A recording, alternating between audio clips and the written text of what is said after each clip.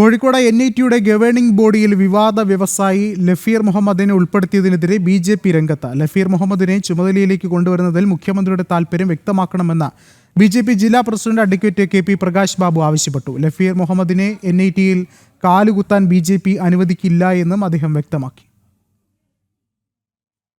ബഹുമാനപ്പെട്ട കേരളത്തിൻ്റെ മുഖ്യമന്ത്രിയുടെ പ്രത്യേക താൽപര്യപ്രകാരം ഇത്തരത്തിലുള്ള ഒരു ഡോളർ കേസിൽ കസ്റ്റം ചോദ്യം ചെയ്തിട്ടുള്ള ഒരാളെ കൊണ്ടുവന്നിരിക്കുന്നു.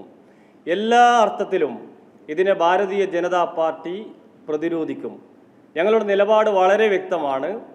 ലഫീർ മുഹമ്മദിനെ കോഴിക്കോട് NITയുടെ ക്യാമ്പസിൽ കാലുകുത്താൻ BJP അനുവദിക്കില്ല. കാരണം അത് രാജ്യത്തെ ഉന്നത വിദ്യാഭ്യാസ രംഗത്ത് തിളക്കമാർന്ന് തലയുയർത്തി നിൽക്കുന്ന ഒരു സ്ഥാപനമാണ്. ബഹുമാനപ്പെട്ട നമ്മുടെ മുഖ്യമന്ത്രി VD സതീശന് അൾസിമേഷ്യസ് രോഗം ബാധിച്ചിട്ടുണ്ടോ എന്നൊരു പരിശോധനാ വിധേയമാക്കേണ്ടിയിരിക്കുന്നു.